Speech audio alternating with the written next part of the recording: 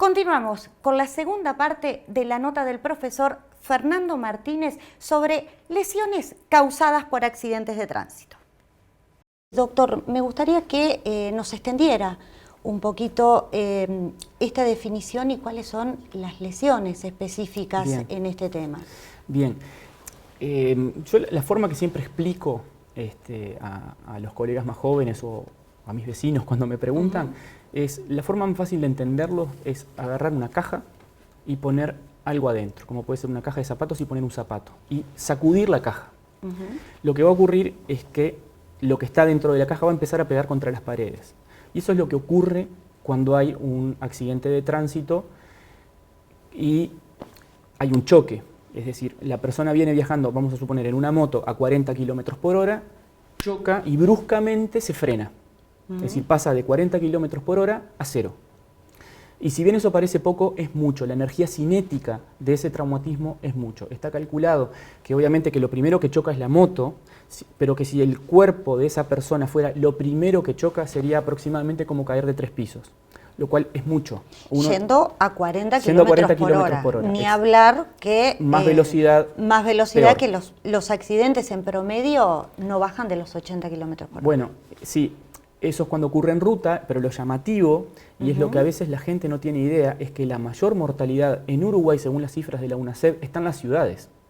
Es decir, el accidente en ruta muchas veces es más devastador por la velocidad, sobre todo porque las rutas nuestras no son buenas y los choques son frontales. Entonces, cuando hay un choque frontal, por la física, se suma la velocidad de los dos cuerpos que van a chocar, con lo cual la energía cinética es enorme. Pero no es tan frecuente. El accidente más frecuente es en ciudad a baja velocidad y eso es lo que tiene más mortalidad por el volumen de accidentes que hay.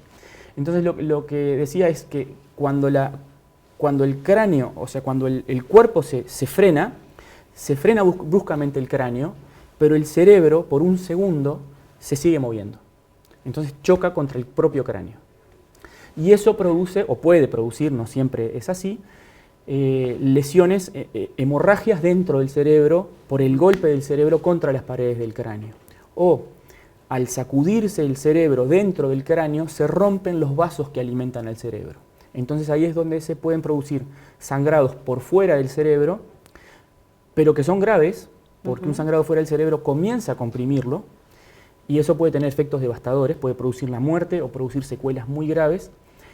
O pueden producirse hematomas dentro del cerebro, que uno siempre tiende a pensar que el hematoma más grave es el que está dentro del cerebro, pero no siempre es así. Muchas veces son graves, más graves las lesiones extracerebrales, porque el hematoma, al tener espacio para crecer por fuera del cerebro, crece, lo comprime y finalmente comprime el centro respiratorio y ahí es que puede producir la muerte.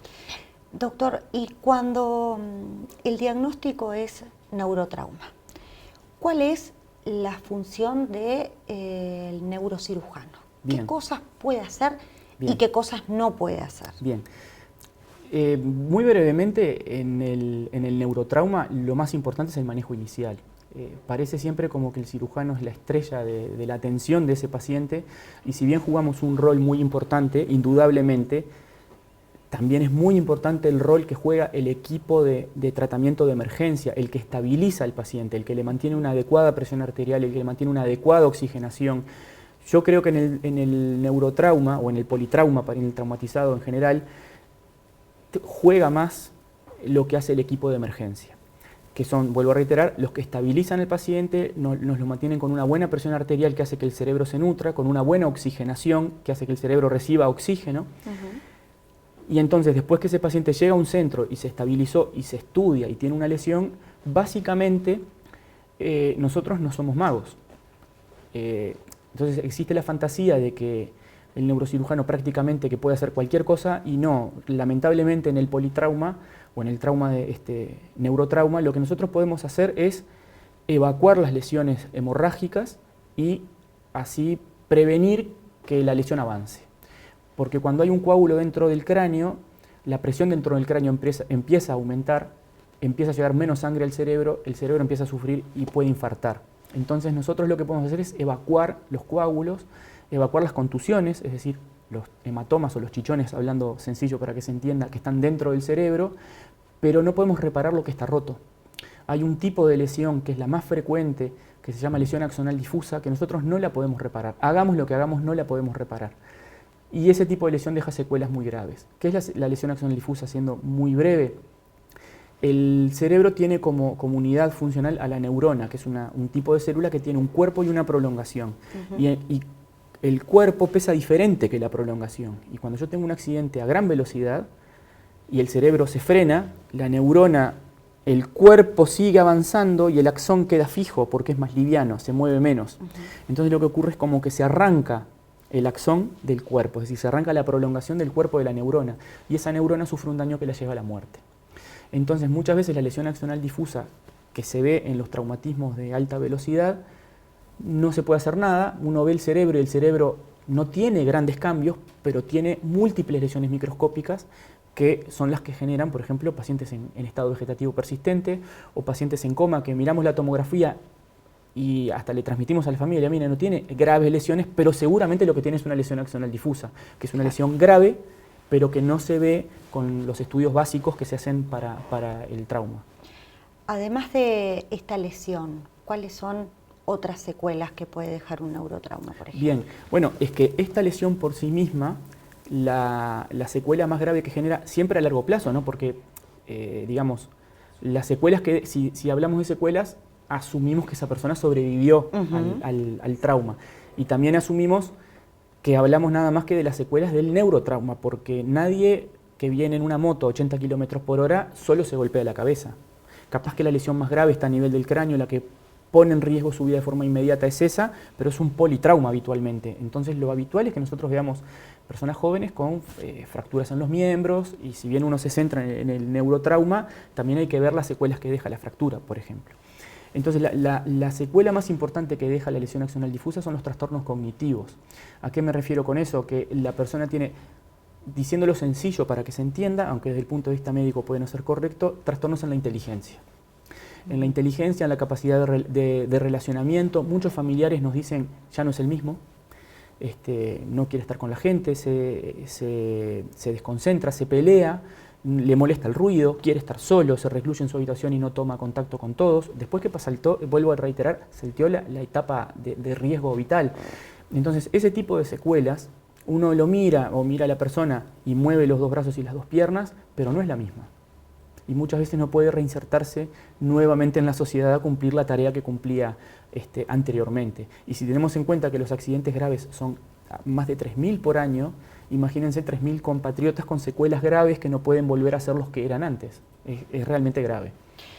Doctor, comúnmente en situaciones así, oímos a familiares, digamos, entre comillas, a culpar al médico, a la parte de emergencia que llegó tarde.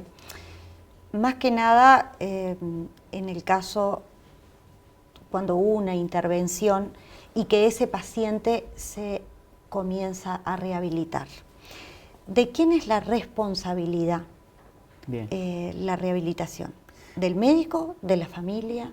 No hay ninguna duda que es una responsabilidad compartida, pero donde juega un papel importantísimo el paciente. Es decir, yo estoy en la obligación de orientarlo, estoy en la obligación de guiarlo y en la obligación de transmitirle la importancia de la rehabilitación.